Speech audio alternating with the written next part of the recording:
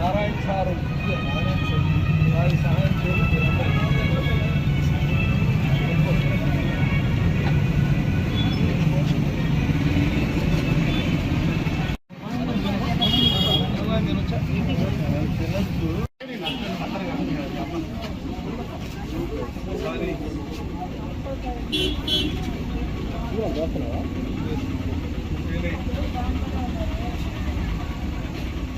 నెల్లూరు నగరం నుంచి ఈసారి నారాయణ గారు పోటీ చేస్తున్నారు.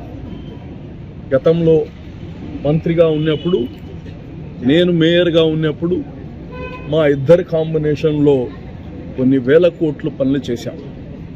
ఎప్పుడు కానీ పూర్తి అవ్వవు పనులు, ఇట్స్ ఏ ఆన్ గోయింగ్ పని. మేము ఎన్నో పనులు ఎక్కడ వేసిన గొంగడి ఆడనే ఆగిపోయాం.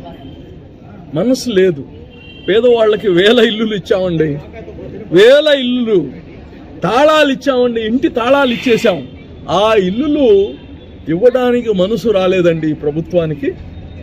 ఎంతమంది ఆడబిడ్డలు వాళ్ళు నగలు తాకట్టు పెట్టి కట్టారండి డబ్బులు.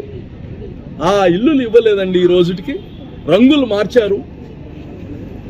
ఇదే వీళ్ళకు ఉండే, అందుకోసమే అందరూ సైకో అని పిలుస్తుండేది ఈ ప్రభుత్వాన్ని. ఊరికనే కాదు, సైకో పనులు ఇవి.